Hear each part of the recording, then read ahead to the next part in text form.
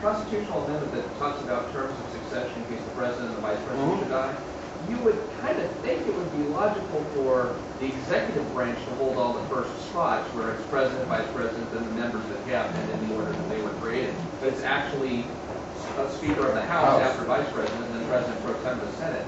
Do you happen to know why that is? Or well, other than the fact that it's not just a constitutional amendment, it's actually a law.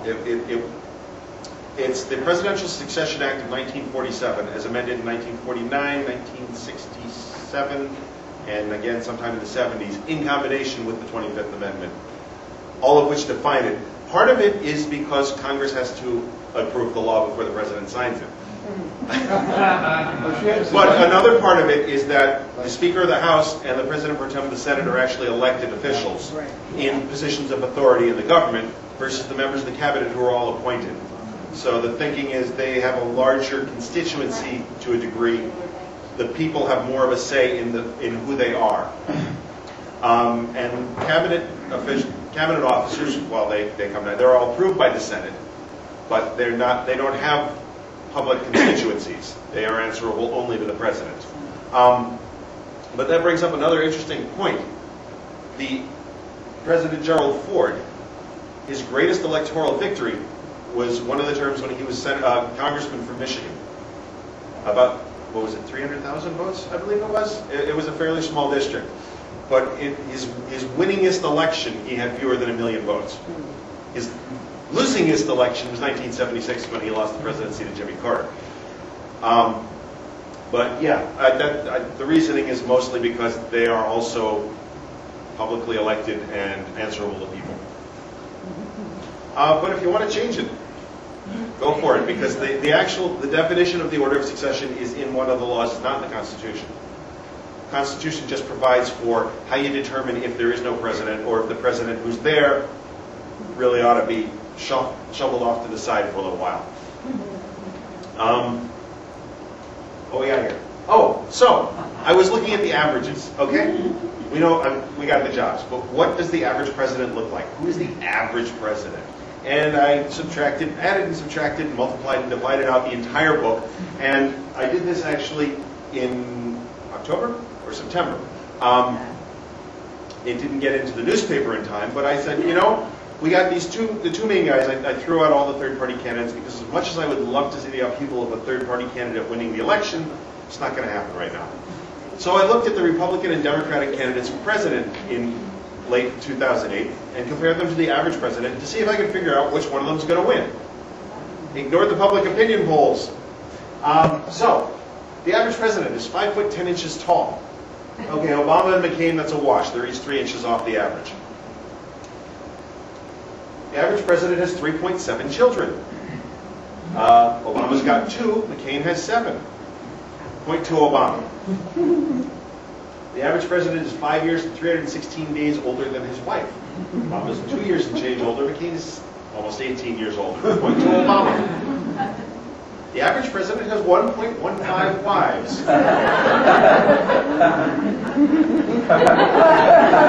It's true. 6 were married twice. Buchanan was never married, and all the rest had 1 wife each. Obama's on his first. McCain's on his second. Point to Obama. The average president has a 57% chance of being an orphan when he takes office. Well, Obama's parents are both deceased. John McCain's mother is still with us. Point to Obama. The oldest presidential parent, Rose Kennedy, lived to be 105. That's a significant span of time. Something I almost tripped up on wasn't quite true. At the time, I thought I'd forgotten. Obama had a grandparent living. His grandmother died actually 2 days before he was elected president. But his paternal grandmother is still with us. Well, in Kenya.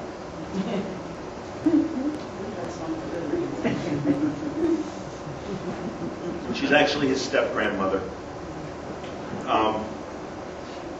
Yeah, his genetic grandmother is not. Obama has no genetic grandparents living. Only one president actually did have a grandparent living, John Kennedy. His mother's mother actually outlived him. The only presidential grandparent to outlive a president. She lived to be 99. So those Fitzgeralds were long-lived people. The average president has a 69% chance of having served in the military. McCain did, Obama did not. Point to McCain, but Obama's still got most of them at this point, right? Yeah. The average president is 55 years and change when he takes office. Obama, number 5 on the list of the youngest, is only 8 years off that average. McCain would have been number 1 on the list of the oldest to take office. Point to Obama. Average president, well, the most popular colleges for presidents are Harvard and Yale. Obama went to Harvard Law. McCain went to Annapolis. He actually would have been the second graduate of his college to be president. Thank you. And in the fraternity, West Point also has 2 presidents. Eisenhower and Grant. Thank you. You were good. Yeah, but you realize you can never do this talk ever I can't. We never forget. again. It means you can go to something else on the program next time. Or elsewhere now, we'll come here. Very geniuses.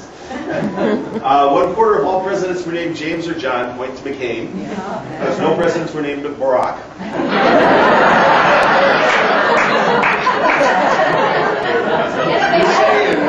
Before this one.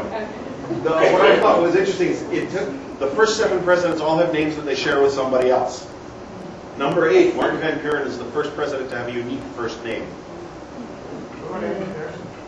Sorry? What about Andrew Jackson? What about him? Okay, Oh, first name, Andrew Johnson also. okay, no, I was just thinking before him. But it's not unique anymore, is what I meant. Because George Washington was unique until, well,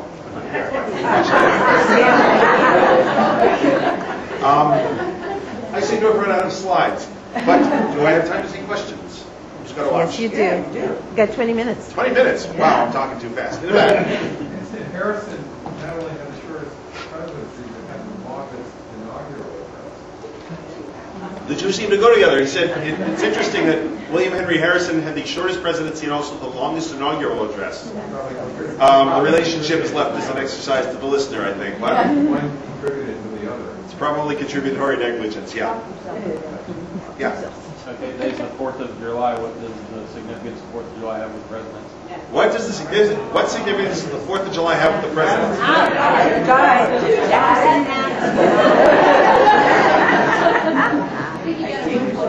All right, I heard 2 died. Yeah. Well, that's been partially correct. John Adams and Thomas Jefferson both died on the 4th of July, 1826, within hours of each other. Second and third presidents. Keep going on that thought. Thank you. James Monroe died on the 4th of July in 1831, so 36. Well, fortunately, there's this nifty book that 1831.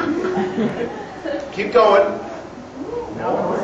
Shortest lived after office? Wait, no. We're still on the 4th of July here in presidents.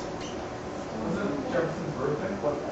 No, it was not Jefferson's birthday. Thomas Jefferson was born in April. Was it one of them? Was one of them. Okay. Anybody remember which president was born on the 4th of July? And no, it wasn't Ron Kovic. What? Coolidge. Calvin Coolidge, thank you. You're just about as quiet as Cal was. That's why I couldn't hear. Silent Calvin Coolidge was born on the 4th of July in, yeah, I'm going to remember that year, 1872. It was also, as I recall, yeah? Teddy Roosevelt had lunch in Pittsburgh on July the 4th.